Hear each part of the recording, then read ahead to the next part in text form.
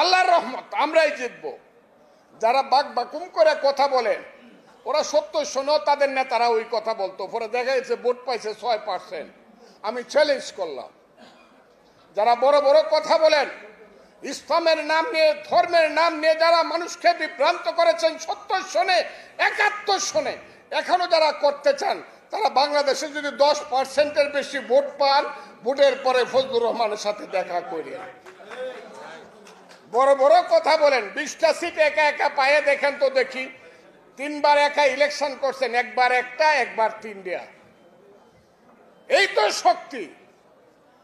হ্যাঁ, বিএনপির নামে দুর্নাম করাতে পারবেন। বিএনপি খুব লুটপাট করতেছে, বিএনপি দেশ শেষ করতেছে চাঁদাবাজি করিয়া।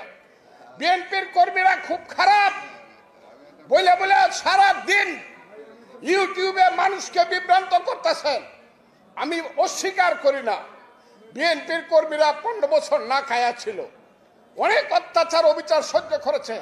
মা মরেছে, বাপ মরেছে, জেলে থাকার কারণে বাপের জানাজা পড়তে পারে নাই, যার জানাজা পড়তে এসেছে ডান্ডা বেরিয়ে পড়ে। সেই বিএনপির একটা কর্মী যখন পেটে ভাত থাকে না, যদি 10টা টাকা রোজগার করতে চায়, তার যদি দুর্নাম হয়, যারা ব্যাংক দখল করে তাদের দুর্নাম হবে না?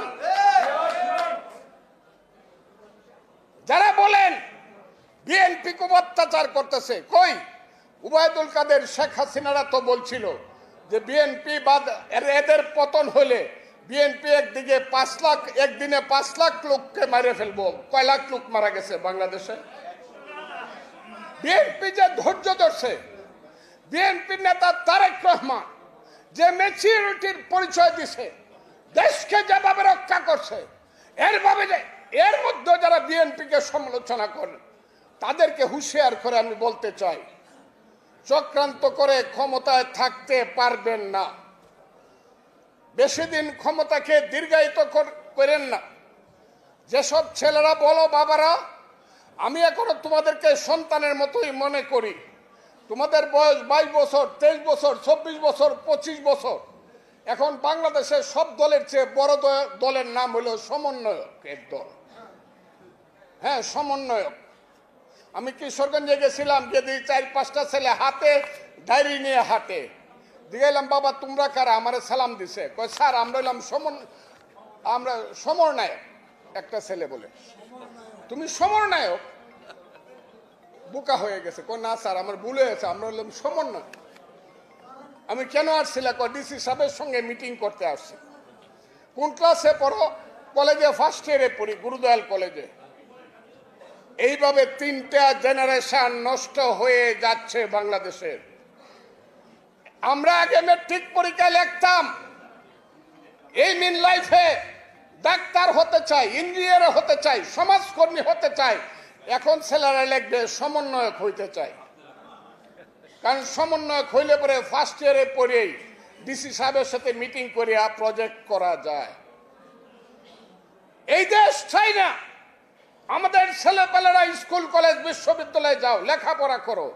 ইন্ডিয়াকে সারাদিন বকা দেও 1000 বার, আমিও বকি, কিন্তু জওহরলাল নেহরু ইউনিভার্সিটির ছাত্রের চেয়ে তুমি ভালো ছাত্র হও।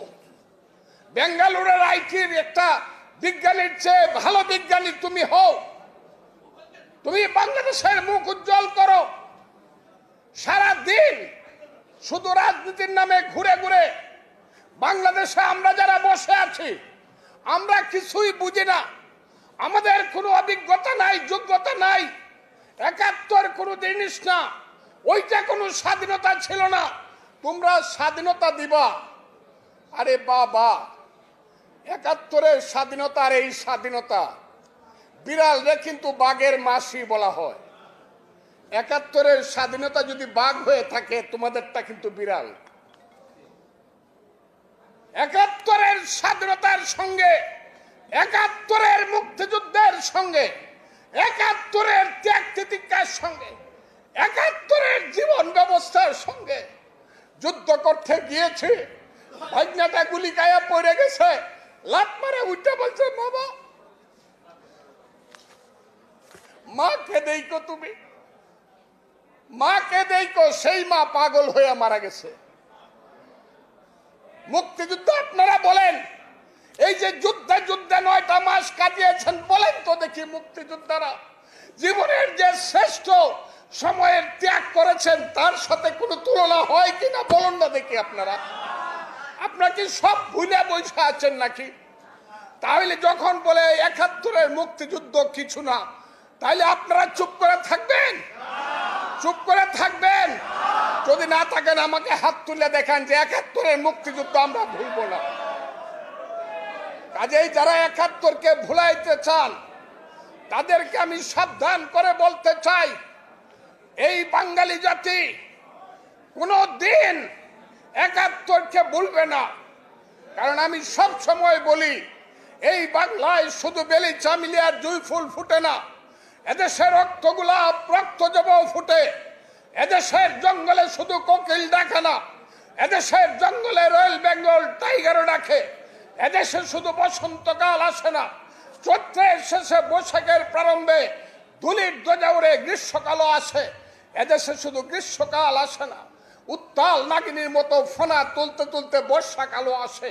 এদেশে শুধু মীর জাফর, জগৎ শেখ, ইয়ার লতিফ, রাজদুল্লভ, রাজবল্লভ, আরাল বদর রাজাকার জন্মগ্রহণ করে না, যুগে যুগে জন্মগ্রহণ করে সিরাজ, মীর মদন, মোহনলাল, সূর্য সেন, ক্ষুদিরাম, শহীদ জিয়াউর রহমান আর মুক্তিযোদ্ধাদের মতো বীর সন্তান।